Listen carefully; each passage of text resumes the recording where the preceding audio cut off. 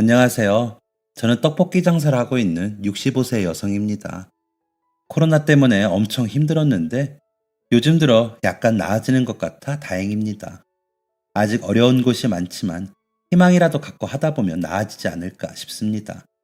이렇게 어려운 와중에 제가 사연을 보내려고 생각한 이유는 희망적인 이야기를 들려드리면 조금이나마 기운이 나시지 않을까 해서 이렇게 용기를 내봅니다. 저도 이곳의 사연들 들으면서 많이 웃고 울고 하거든요. 요즘엔 노래보다도 더 많이 듣는 것 같다니까요. 그렇게 여러 사연들을 듣다 보니 제 사연도 기가 막힌 사연이라 여러분들이 들으시면서 위로해 주실 것 같고 칭찬도 해 주실 것 같아 사연을 시작해 보려고 합니다. 그리고 꼭 제 마음을 표현해야 할 사람들이 있기도 하고요. 그럼 이야기를 시작해 보겠습니다. 저는 19살의 남편을 만나 20살이 되어 결혼을 했습니다. 남편은 참 좋은 사람이었습니다. 오빠의 친구였던 사람이었는데 좋아하는 마음을 알았을 때부터 변함이 없던 사람이었습니다. 그래서 저희 내외는 사이가 좋았습니다. 주위에서 그렇게 사는 부부가 어디 있냐고 할 정도로 저희는 사이가 좋았죠. 시장을 갈 때도 손을 꼭 잡고 갈 정도로 저희는 거의 모든 걸 함께 했습니다. 남편과 저는 용달에 물건을 싣고 여기저기 다니며 채소를 팔러 다녔습니다. 남편이 운전을 하면 저는 그 곁에 앉아 둘이 수다를 떨며 다니던 그 시간이 얼마나 달콤하고 좋았는지 모릅니다. 그런 저희 부부는 이상하게도 아이가 생기지 않아 집안 어른들도 이상하다고 할 정도였습니다.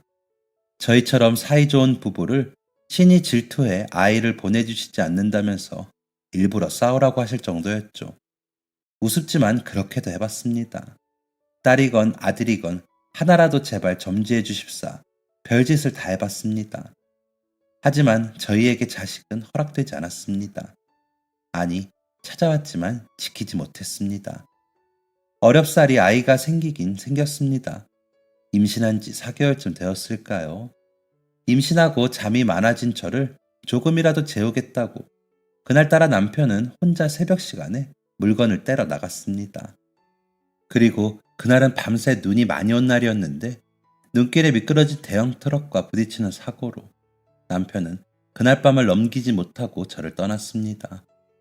남편을 보내며 저는 몇 번을 쓰러졌고 겨우 정신을 차렸더니 뱃속의 아이도 남편 곁으로 갔더라고요. 저는 그 상실감을 이기지 못했습니다. 몇 날 며칠을 밥도 안 먹고 방 안에만 틀어박혀 있었습니다. 친정 어머니는 너까지 죽으려는 거야? 산 사람은 살아야지. 그래야 도서방도 편히 눈 감을 것 아니야. 라고 하셨지만 도저히 멀쩡히 살 수가 없었습니다. 그런 저를 도저히 혼자 둘 수 없던 친정 어머니는 저를 지키시느라 가지를 못하셨습니다. 시부모님과 시누이는 남편 장례가 끝나고 그저 제 손을 잡고 우시기만 하셨고 그 후로도 연락이 없으셨습니다.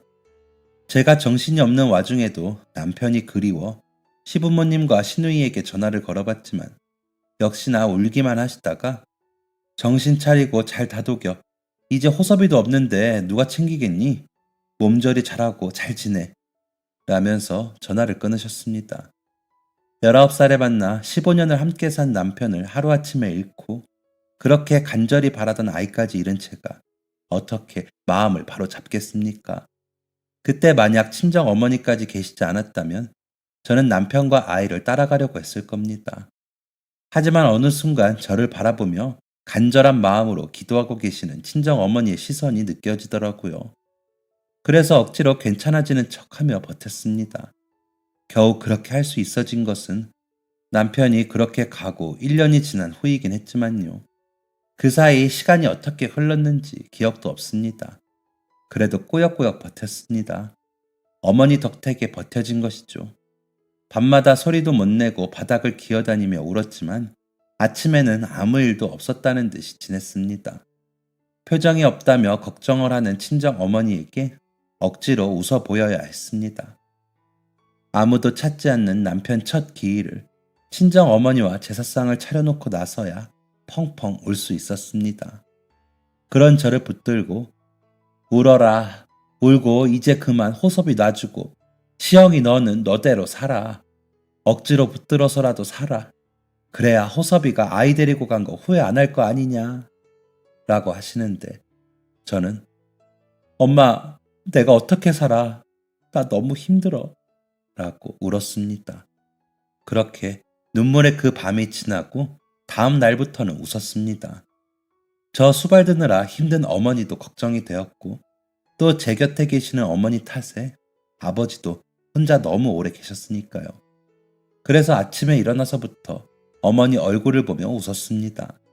밥도 잘 먹고 빨래도 하고 청소도 했습니다. 그러느라 화장실처럼 아무도 없는 곳에서 주룩주룩 울긴 했지만 어쨌거나 살려고 움직였습니다. 억지로라도 그러고 나니 사라집디다. 때가 되면 배가 고파졌고 움직였더니 씻기도 해야 했고 엉망으로 자란 머리를 자르러 미용실도 가야 했습니다. 미용실에 가다 보니 아이들이 왁자지껄 소리를 내며 옹기종기 모여 먹고 있는 모습이 보이더군요. 뭘 그렇게 맛있게 먹나 싶어 보니 떡볶이를 먹는데 그렇게 즐겁게 웃더라고요. 그래서 저도 그 곁에 가 맛있니? 라고 물어보니 네! 라며 답하며 웃는 그 얼굴이 좋았습니다. 그날부터 주변의 떡볶이집이랑 떡볶이를 파는 노점상은 다 다녀봤습니다. 그리고 맛도 봤죠. 먹어보니 저도 그 정도 맛은 낼 수 있겠더라고요. 그래서 집에서 매일 저녁 떡볶이를 해 먹었습니다. 어머니는 그런 저를 보며 너 요즘 왜 이렇게 떡볶이를 해? 장사하려고? 라고 하시기에 응, 엄마, 나 떡볶이 장사할 거야. 당장은 가게는 못 내고 노점부터 해보려고 라며 답했습니다. 그런 저를 보시더니 너가 이제 살겠구나. 얼굴에 생기가 돈다. 라며 우셨습니다. 그런 어머니를 안아드리며 엄마, 이제 걱정하지 마요. 나 이거라도 잡고 살아볼게. 그러려고 라고 말했더니 어머니는 고개를 끄덕이시며 그래, 그러자. 너 그렇게 사는 거 보고 엄마도 집으로 갈게. 라고 하시더라고요. 어머니는 정말로 제가 떡볶이 노점을 차리는 걸 보고 집으로 가셨습니다. 다른 가게들과 겹치지 않는 곳이어야 했고 아이들이 잘 올 수 있는 곳에 차리려다 보니 학교 앞과 놀이터는 이미 자리가 없더라고요. 그래서 생각한 게 동네 입구였습니다. 아이들이 학교를 마치거나 학원이 끝나고 올라오는 길목이라 나름 장사가 되겠다고 생각했습니다. 동네 아주머니들 상대로 팔 수도 있고요. 그러다 보니 노점이라도 깨끗하게 좋은 재료로 장사를 했습니다. 육수도 저녁에 들어가 끓이고 식혀 아이스박스에 얼린 물을 깔아 일일이 밀폐용기에 담아 포장해 가지고 나가 장사를 했습니다. 떡볶이 판도 조리가 끝나면 먼지가 들어가지 말라고 덮개를 사용하기도 했고요. 그리고 조미료를 쓰지 않으면서 맛을 냈기에 먹어본 아이 엄마들이 좋아하더라고요. 그래서 좀 외진 곳이라 장사가 힘들 것 같다던 주변의 걱정보다 장사는 꾸준히 됐습니다. 장사가 잘 된다 해도 노점상이다 보니 하루 벌어 하루 먹고 사는 것에 만족해야 했지만 제가 딸린 식구가 있는 것도 아니니 그냥저냥 지낼만 했습니다. 일할 수 있는 곳이 있고 수입이 있고 적지만 그 돈을 저금할 수 있어 좋았습니다. 더 행복한 것은 그저 아이들이 너무 맛있어요 라고 웃으며 먹는 모습이었습니다. 그 티 없이 맑은 웃음들이 저에게 살 수 있는 원동력이 되어 좋기만 했습니다. 덤이라고만 하기에는 아이들과 가까이 지낼 수 있는 제 일이 저는 너무 감사하고 좋았습니다. 뱃속에 그 아이가 살아있었다면 저렇게 커서 웃었겠지 하는 마음이 들어 아이들에게 더 잘해주고 싶었습니다. 가끔 아빠와 손잡고 오는 아이들을 보면 가슴 한편이 저릿하기도 했지만 일부러 더 웃으며 아빠랑 먹으니까 더 많이 먹어 라며 떡볶이를 많이 주고는 했습니다. 그렇게 매일을 제 마음을 달래며 살았습니다. 장사하면서 만난 아이들이 제 마음을 위로해 주었고 그만큼 저도 더 맛있고 좋은 떡볶이를 만들어 아이들에게 제공하겠다는 의지를 만들어냈습니다.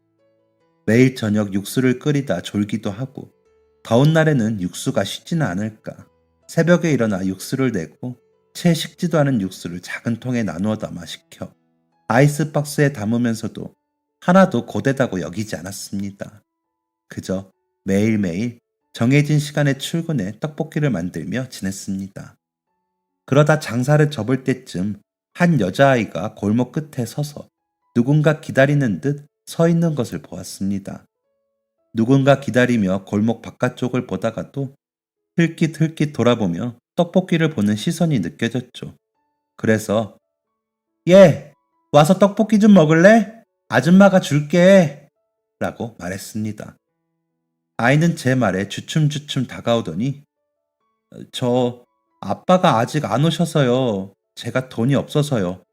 하면서도 눈은 떡볶이에 가 있더라고요. "괜찮아. 아줌마도 이제 들어갈 거라서 그냥 줄게.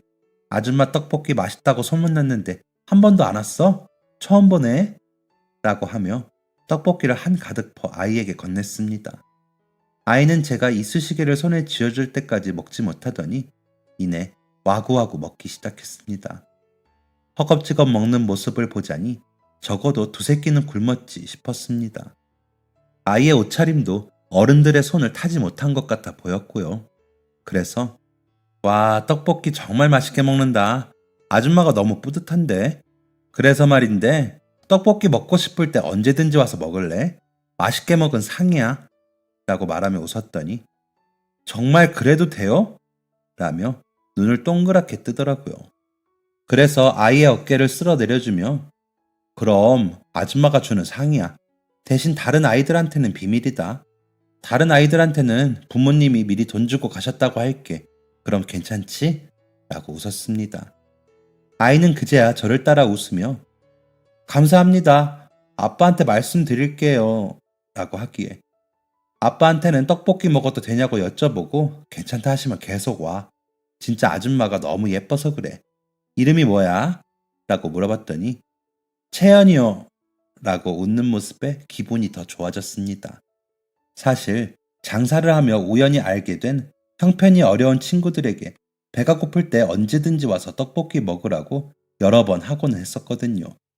부모님이 바쁘시거나 오래 자리를 비우시는 분들의 아이들은 아무래도 끼니를 꼬박꼬박 챙기기 힘들기도 하고 아이들이 저희끼리 뭘 해먹다 다칠까봐 걱정이 되기도 해서 그냥 먹고 싶을 때 오라고 하곤 했습니다. 다른 아이들이 알면 자존심 상해할까 싶어 일부러 "이 친구는 미리 선불로 낸 돈이 있으니까 먼저 줄게." 라며 주곤 했습니다. 그럼 아이들이 부끄러워하거나 부담을 느끼지 않고 아이들이 몰린 시간에도 와서 먹거나 하더라고요. 아무리 먹어도 허기가 지는 나이의 아이들에게 그렇게라도 도움이 될 수 있어 좋았습니다. 그날 만난 채연이는 그 후로 일주일에 한두 번은 와서 떡볶이를 먹었습니다. 그런데 다른 아이들과 달리 꼭 마무리를 할 때쯤 와서 "아줌마, 저 왔어요." 하면서 배시시 웃곤 했습니다. "이 시간까지 배 안 고팠어? 일찍 와서 먹으면 더 맛있는데." 라며 떡볶이를 퍼주면 "바쁘실 때 오면 아줌마 힘드실까봐요."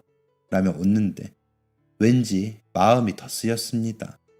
그래서 어떤 날은 반찬을 약간 챙겨주며 "아줌마 만들려고 쌌는데 채연이도 먹어보라고."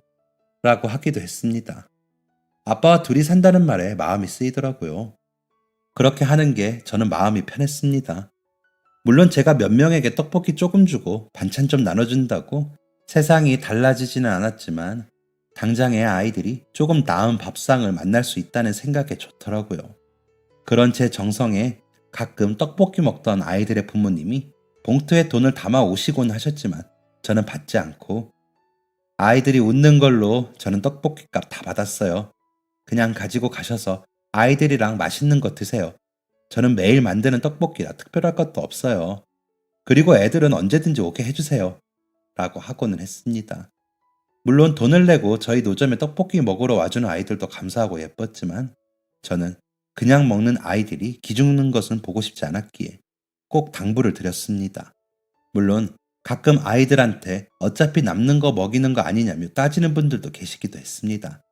그럼 "아닙니다. 오해세요." 라며 설명을 드려야 하기도 했습니다.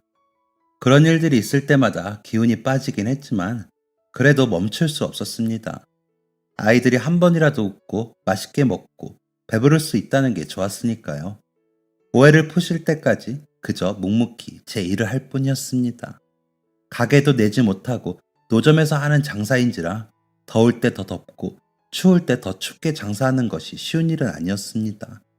하지만 그만큼 제가 만든 떡볶이를 찾아주시고 아줌마 떡볶이 아니면 소화가 안 돼서 먹지를 못해요. 우리 애들도 아줌마네 것만 찾고 라며 칭찬해 주시는 분들이 있었기에 다시 힘을 내고 버티곤 했습니다. 그렇게 시간은 흘렀고 아이들은 자랐습니다. 중학생이 되고 고등학생이 돼서도 떡볶이 먹으러 와서 조잘거리는 모습에 저는 기분이 좋아지곤 했습니다. 또 더 어린아이들이 찾아왔죠. 매일 아침 눈을 뜨며 즐거운 마음으로 장사를 하러 나가며 오늘 하루도 잘하고 오자 라는 생각으로 나갔습니다. 그러다 보니 어느새 20년이라는 시간이 흐르고 저도 중년의 나이가 되었습니다. 그러다 보니 노점보다는 안정적으로 가게가 하나 있으면 더 좋겠다는 생각이 들더라고요. 재료 준비하는 것도 그렇고 집이 어느새 재료 창고 같은 느낌이라 남편의 흔적이 점점 좁아지는 것 같다는 생각에 갑자기 쓸쓸해졌거든요. 통장에는 가게를 구하기에는 돈이 6천만 원 정도 마련되기도 했고요. 그래서 적당한 매물이 있나 살피고 있었습니다. 하지만 제가 생각하는 가게를 구하기가 쉽지 않았습니다. 제가 하고 있는 노점과 거리가 멀지 않아야 오던 아이들도 오기가 좋을 테니까요. 그래서 근처의 공인중개사에 아침 일찍부터 돌아다니며 여기저기 물어보고 연락 주십사 부탁을 드렸습니다. 그래도 찾기 힘들더라고요. 그러다 우연히 1층에 공실이 있는 건물 앞을 지나게 되었습니다. 위치도 괜찮고 가게 크기나 이런 것들도 괜찮았고요. 임대문이라고 붙은 현수막에 김철민 땡땡땡땡이라는 번호로 그 자리에서 전화를 걸었습니다. 안녕하세요. 여기 하모니 빌딩 1층 공실 좀 볼 수 있을까요? 라고 말했더니 아유 그럼요. 거기가 자리가 너무 좋죠. 언제 보시기 좋으세요? 라고 하더라고요. 그래서 저는 지금 그 앞이긴 한데 언제가 좋으세요? 저는 얼른 보고 또 장사하러 가야 해서요. 라고 답을 했더니 그럼 거기서 조금만 기다리시겠어요? 제가 얼른 가겠습니다. 라고 해 그 자리에서 기다렸습니다. 한 10분쯤 지났을 때 어휴 오래 기다리셨어요? 제가 서둘러 왔는데 이 앞에서 좀 막혀서요. 들어가실까요? 라며 저를 가게 안으로 안내해 줬습니다. 가게 안으로 들어가니 밖에서 볼 때보다 더 마음에 들었습니다. 아무것도 없이 텅 빈 가게이긴 하지만 제가 머릿속에 그리던 주방의 모습과 테이블 위치를 놓기에 딱 적당한 가게였습니다. 여기 보증금과 월세가 어떻게 되나요? 제가 떡볶이 노점을 하는데 보니까 주방 자리도 적당하고 괜찮네요. 라고 하자. 여기 주인이 제가 잘 아는 사람이라 제가 엄청 잘 거래해야 해요. 전에 장사하시던 분들도 토스트 가게 하시던 분들이었는데 돈 많이 벌어서 나가셨어요. 보증금 7천에 월세 150인데 어떠세요? 라고 하더라고요. 인테리어랑 이것저것 집기 구입이랑 생각하면 제가 보증금으로 내놓을 수 있는 돈은 5천만 원 정도가 적당한데 7천만 원은 좀 부담스럽더라고요. 정말 싱크대 하나 놓인 것 빼고는 아무것도 없는 가게였으니까요. 가게는 너무 마음에 드는데 가격 때문에 고민이 들어 멈칫하는 제 모습을 보고 사모님, 가격이 좀 세긴 하죠? 자리가 워낙 좋으니까 또 고민이 필요하실 거예요. 일단 저희 사무실이 이 근처니까 가셔서 차 한잔 하시면서 이야기해 보실래요? 라고 하더라고요. 그래서 아니에요. 가게는 너무 마음에 드는데 제가 가진 돈에 비해 너무 비싸요. 그래서 안 되겠어요. 죄송해요. 가볼게요. 라며 가게를 나오려는데 사모님, 제가 건물주랑 잘 안다고 했잖아요. 그럼 제가 잘 말씀드려 볼 테니까 원하시는 월세랑 보증금 이야기해 보시겠어요? 저희 큰 누나 같으셔서 제가 그냥 보내기 그래서 그래요. 이러면 안 되는데 제가 이렇게 마음이 약해서 탈이에요. 건물주님께는 제가 욕 좀 먹고 말죠. 라며 저를 사무실 쪽으로 이끌더라고요. 좋은 사람이라고 생각했습니다. 도움을 주려는 모습이 거짓말 같지 않았고 오히려 진심 같아 보였으니까요. 그 사람의 차를 타고 한 3, 4분 정도 가서 내리니 도착한 공인중개소에 저더러 먼저 들어가라고 하더니 차 한 잔을 주고 어딘가 전화를 하더라고요. 조마조마한 마음으로 기다렸습니다. 그러고 얼마 뒤 웃는 얼굴로 돌아온 그 사람은 어휴, 저 욕 한 바가지 먹었습니다. 안 그래도 전에 그 가게에서 장사하시던 분들도 제가 중개한 거였는데 그때도 젊은 부부가 장사하시는 거라 지금 사모님이 제시한 가격에 장사하시게 했거든요. 그래서 이번엔 올려드리기로 약속을 했었는데 또 사모님 뵈니까 마음이 약해져가지고 손해는 있는 사람들이 봐야지 없는 사람이 보면 안 되잖아요. 제가 욕 한 번 더 먹었습니다. 라며 말을 해 마음이 따뜻해지더라고요. 그렇게 말해주는 사람을 만나 너무 다행이다 싶었습니다. 조금 위안을 받는 것 같은 기분이었습니다. 오늘 바로 계약하실 거죠? 라고 하는데 저기 내일 오면 안 될까요? 내가 도장이랑 이런 걸 다 집에 두고 왔어요.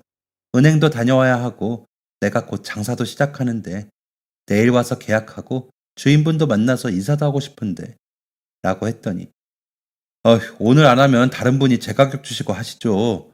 누님 그러지 말고 오늘 좀 늦게 가서 가게 문 열고 나온 길에 오늘 다 해치웁시다. 내가 따라다니면서 이동하시는 거 다 도와드릴게요. 건물주는 지금 외국 나갔어요. 그래서 내가 다 위임해서 다 일보는 건물이에요. 자, 여기 보시면 위임장이랑 등기랑 다 있죠? 그래서 연락만 드리고 제가 다 알아서 해요. 그런데 오늘 입금되는 거 확인을 해야 건물주도 딴소리 못하지. 얼마 전부터 본인 아는 분이 장사하고 싶다고 한다고 하시더라고요. 그러니까 그냥 오늘 다 해요. 라고 하기에 가게를 놓칠까 싶어 그 사람 말대로 하기로 했습니다. 집에 가 도장과 통장을 가지고 은행으로 갔습니다. 그러자 그 사람은 누님, 외국에 있는 사람들이라 환전해서 보내줘야 하니까 현금으로 그냥 주세요. 안 그러면 그 사람들이 거기서 어떻게 돈을 쓰겠어요. 내가 해서 누님 이름으로 보낼게요. 여기 계약서에 다 사인해서 이제 가게는 누님이 장사하시면 돼요. 인테리어는 언제 들어가는 게 편하세요? 내가 월세 날짜 조절되게 인테리어 끝나면 계약 시작되는 걸로 이야기해 놓을게요. 내가 건물 관리 다 해서 어차피 오고 가며 만날 거니까요. 라며 제 편의를 봐주는 모습에 너무 고마웠습니다. 은행에서 찾은 수표채로 그 사람에게 다 주었습니다. 그리고 급하게 주변에 있던 약국에 들어가 피로회복제를 건네며 너무 고마워요. 내가 장사 잘 되면 더 좋은 걸로 사줄게요. 너무 고마워요. 복비라도 제대로 받으라니까 라고 했습니다. 정말 뭐라도 더 챙겨주고 싶은 마음이었습니다. 그러자 누님 진짜 장사 잘 되셔야 해요. 그래야 내가 이렇게 하루 동안 누님 따라다닌 보람이 있죠. 그리고 내가 복비를 어떻게 다 받아요. 누님 사정 다 알아버렸는데 라며 웃더라고요. 정말 너무 고마웠습니다. 그 후로 인테리어가 끝나고 장사를 시작하면서 오고 가며 그 사람을 마주칠 때면 정말 먼 친척이라도 만난 것처럼 반갑게 인사도 하며 지냈습니다. 월세도 다달이 밀리지 않고 그 사람에게 전달하면 그 사람이 건물주에게 전달했다며 내역을 문자로 보여주곤 했습니다. 그래야 환전이 된다면서요. 7천에 150 하던 걸 5천에 100을 주고 들어왔으니 저는 그 사람이 은인처럼 느껴질 정도였습니다. 노점으로 장사하던 곳에 확장 이전이라고 붙이고는 아이들에게 이제 여기 말고 이 가게로 와서 편하게 앉아서 먹어. 아줌마가 더 많이 줄게. 라며 말하면서 얼마나 기분이 좋았는지 모릅니다.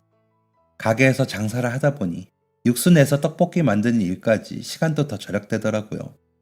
아침에 출근해 육수를 내고 서서히 식히면서 떡볶이를 만들면 되니까요. 어묵도 더 많이 해놓을 수 있고 튀김도 하고 라면도 팔았습니다. 순대를 찾던 아이들도 드디어 먹게 되었다며 웃더라고요. 가게를 이전하고 나서도 오며 가며 이전 안내 현수막이 떨어지지 않도록 살폈습니다. 그 현수막에는 선불 낸 사람들은 꼭 놓치지 말고 오세요 라고 쓰여 있었기에 혹시나 오랜만에 온 배고픈 아이들이 놓치지 않고 다시 오기를 바랐습니다. 그 덕인지 아이들은 잊지 않고 찾아와 주었고 한 달 반 정도 지났을 때는 그 현수막을 치웠습니다. 올 아이들은 거의 온 것 같기도 했지만 제가 노점을 비우자 그 자리에서 할머니 한 분이 나무를 파시기에 방해가 될 것 같아 현수막을 치우기로 했습니다. 아무리 20년을 거기서 장사를 했다고 한들 제 땅은 아니니까요. 가게 몫이 좋은 덕인지 장사는 전보다 더 잘 됐습니다. 그 사람은 오며 가며 들려 누님 이 근방에 소문 쫙 났어요. 장사 잘 된다고. 아유 이러다 이 건물 사시는 거 아니에요? 라며 가곤 했습니다. 그런 사람이었기에 그 사람이 더 친근하게 느껴졌고 그 사람이 들릴 적마다 제가 내놓을 수 있는 떡볶이를 푸짐히 내주곤 했습니다. 그 사람은 어휴, 누님, 떡볶이 너무 맛있어요.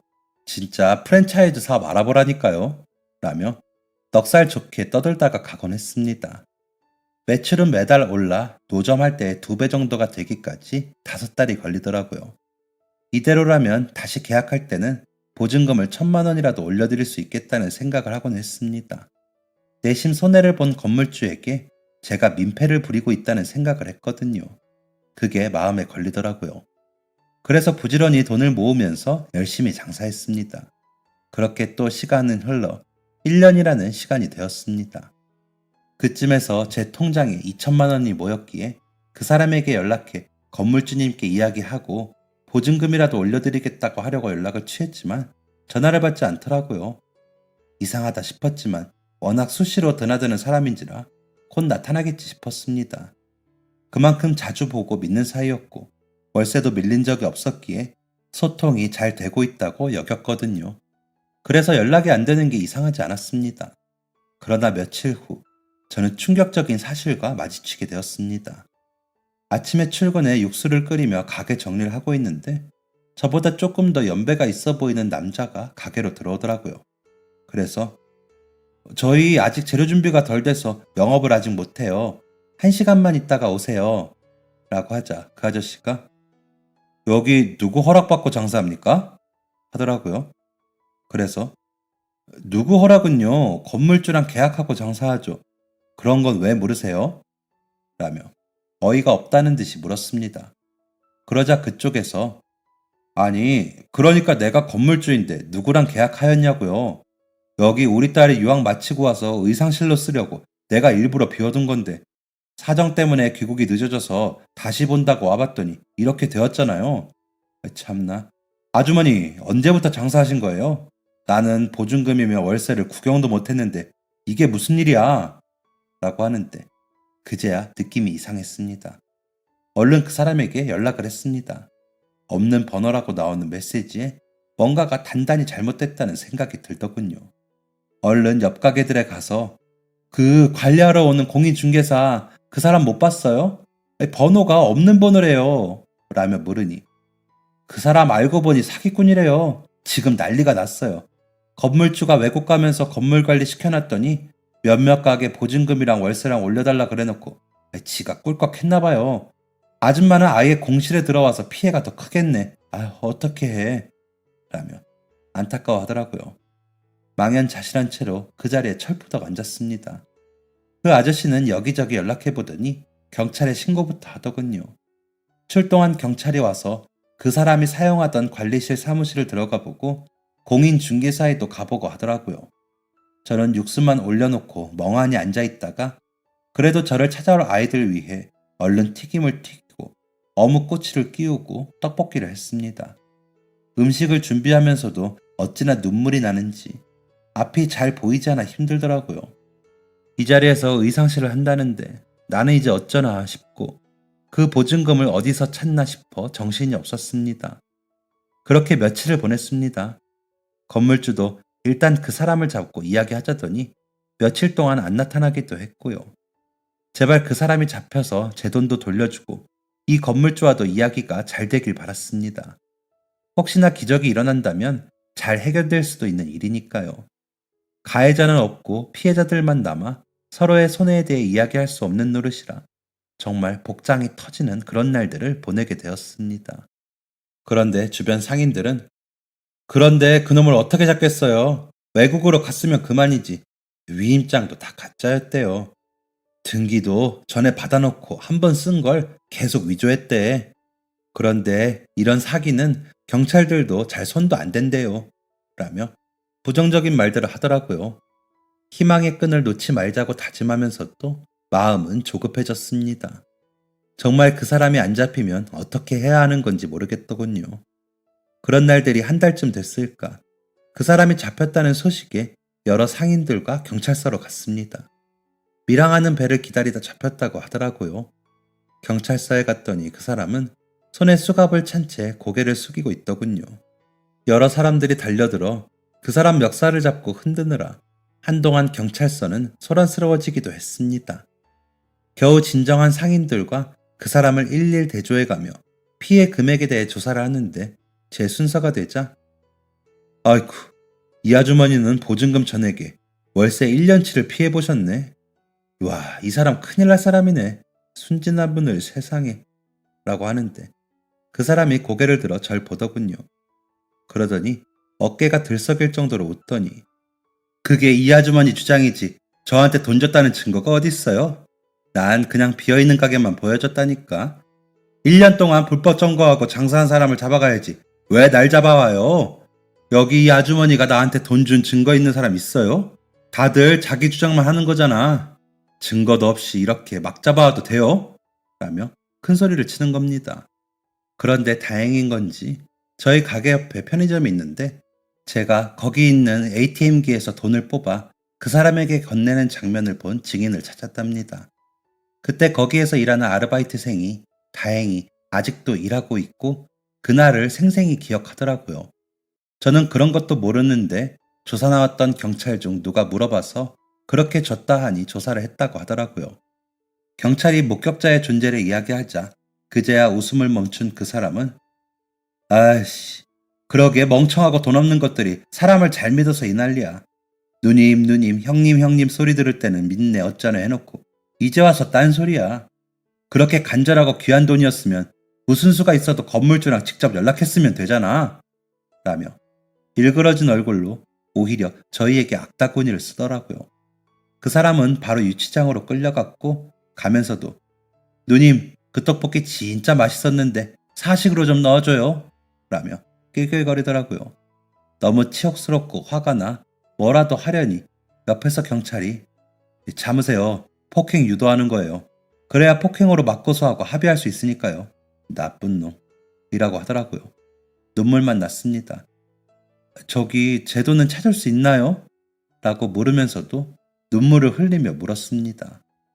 그게 도박 자금으로 다 사용했다고 하는데 혹시 몰라 계좌나 은닉 가능한 곳 찾아보고 있어요. 그런데 저놈이 작정을 하고 불지 않으면 찾기는 어려워요. 최선을 다해 보겠습니다. 정말 힘들게 번 돈이실 텐데 안타깝네요. 라는 경찰분의 말을 듣는데도 눈물이 멈추지 않았습니다. 겨우 일어나 가게로 돌아왔더니 그 사이 저를 기다리는 아이들이 가게 앞에 진을 치고 있더군요. 대부분이 선물을 낸 그 아이들이었습니다. 가게 문을 열고 얼른 다시 한 떡볶이를 내주면서 내가 없으면 이 아이들은 어쩌나 싶었습니다. 그 생각이 드니 더 울컥하더라고요.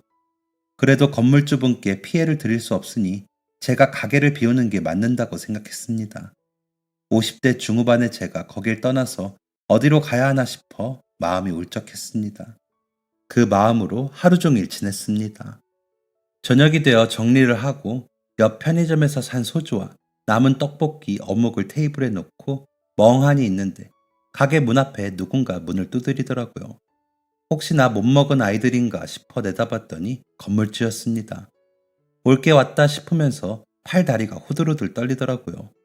겨우 다잡고 문을 열어 가게로 들어오시게 했습니다.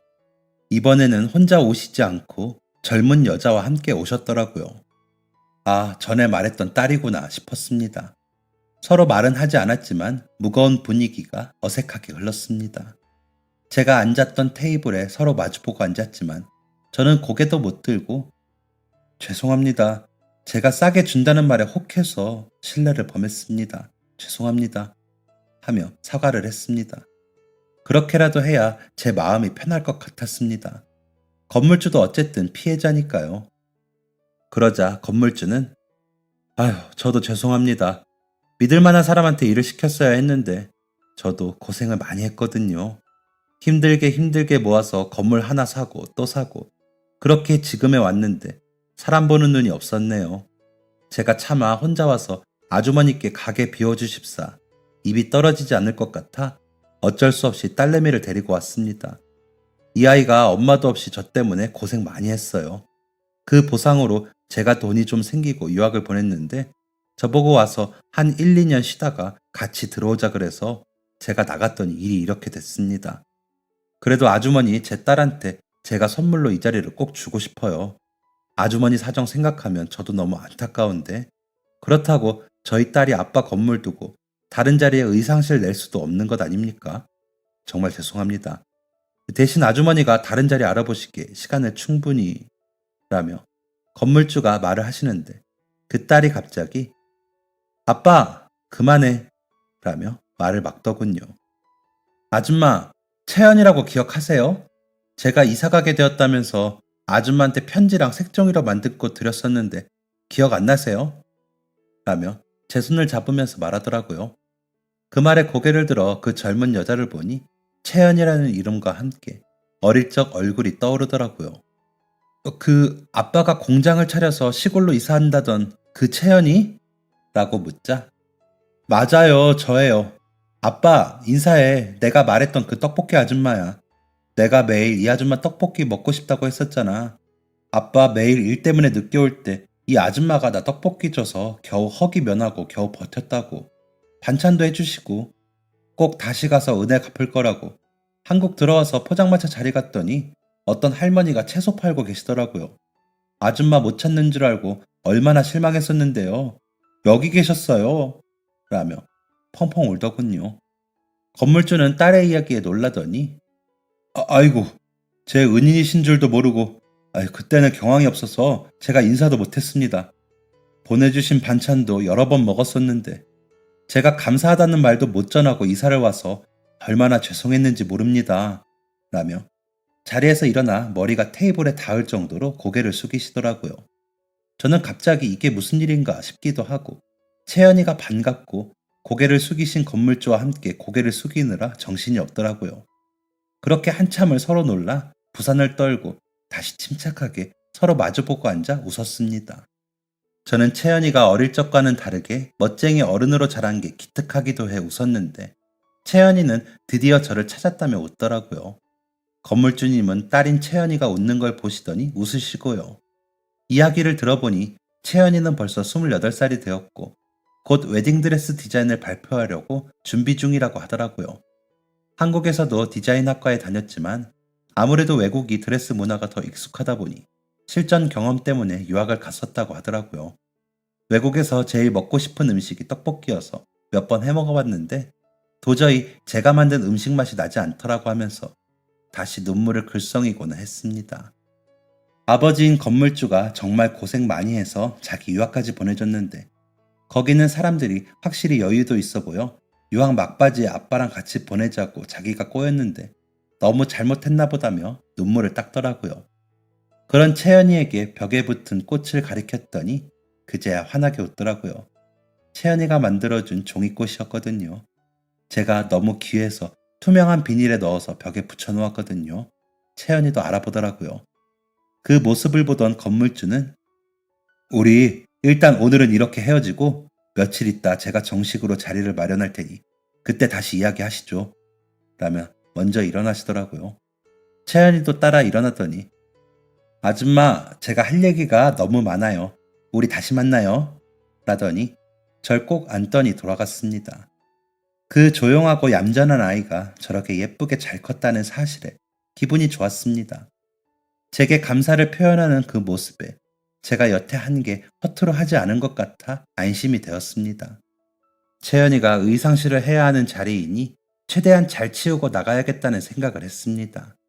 일단 다른 자리를 알아보고 정 안 되면 사는 집이라도 팔아서 장사를 해야겠다고 생각했습니다. 남편이 힘들게 마련해주고 간 집이긴 했지만 제 2, 3의 채연이들을 위해 저는 일을 멈출 수가 없었습니다. 남편도 이해해 줄 거라고 생각했습니다. 그 사람이라면 그랬을 거였으니까요. 다음 날 아침이 되어 육수를 얹어놓고 가게 정리를 하며 장사 준비를 하고 있는데 건물주님이 오셨더라고요. 그러시더니 제가 어제 차마 말씀을 못 드렸는데 아주머니만 괜찮으시면 장사 계속하시는 거 어떠세요? 아이한테는 제가 다른 자리를 내주도록 하겠습니다. 마침 길 건너 제 건물에 다음 달이면 만기인데 나가겠다는 세입자가 있어서요. 2층이긴 하지만 여기보다 더 넓고 거긴 역 앞인 입지도 더 좋거든요. 라며 어색하게 웃으시더라고요. 그래서 아이고 그래도 어떻게 그렇게 해요? 라고 하자 아유 보증금은 제가 어쩔 수 없고 월세만 내시던 대로 주시고 장사하세요. 하시고 싶으실 때까지 하세요. 아주머니 건물처럼 생각하셔도 되고요. 제가 딸한테 진 빚을 이렇게라도 갚아야 해서 라며 눈을 질끈 감으시더라고요.